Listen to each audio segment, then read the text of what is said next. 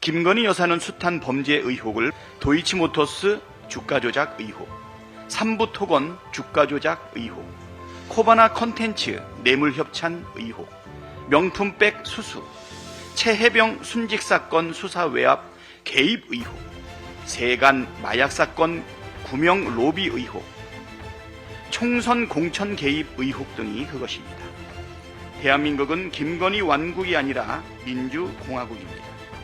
특검을 거부하는 것은 나라를 무법천지로 만들자는 것과 같습니다. 어제 국회 본회의에서 김건희 특검법과 최혜병 특검법, 지역사랑 상품권법이 통과되었습니다. 민생과 공정을 살리는 법안들입니다. 그런데 특검을 거부하는 자가 범인이라고 했던 국민의힘은 김건희 특검과 최혜병 특검을 반대했습니다. 국민의힘이 범인이라는 자백입니다. 죄를 지었으니까 특검을 반대하는 것이라고 했던 윤석열 대통령이 이번에도 특검법을 거부한다면 대통령이 죄를 지었다는 자백이 될 것입니다. 김건희 여사는 숱한 범죄 의혹을 받고 있습니다. 도이치모터스 주가 조작 의혹, 삼부토건 주가 조작 의혹, 코바나 컨텐츠 뇌물 협찬 의혹, 명품백 수수, 최혜병 순직 사건 수사 외압 개입 의혹, 세간 마약 사건 구명 로비 의혹, 총선 공천 개입 의혹 등이 그것입니다. 하나하나가 매우 심각하고 중대한 사안입니다. 주가 조작 세력을 봐주는 것은 개미 투자자들 등골을 빼먹으면서 주식시장을 망치라고 고사 지내는 것과 다르지 않습니다. 코바나 콘텐츠 뇌물 협찬 의혹과 명품백 수수에 면죄부를 주는 것은 뇌물이 판치는 부정부패한 나라를 만들자는 것입니다.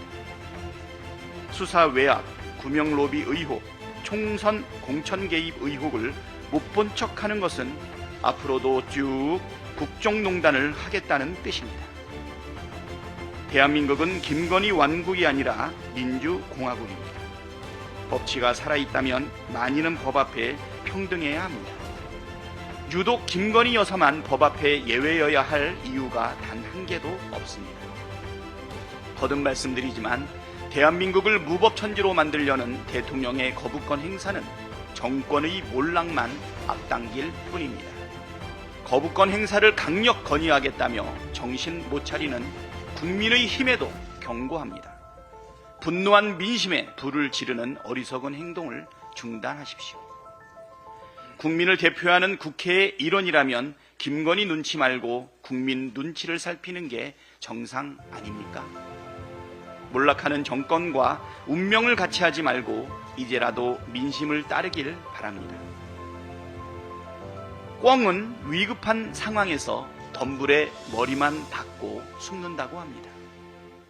추석 연휴 기간 의료 공백은 없었다고 자평하는 정부의 태도가 딱 그 짝입니다.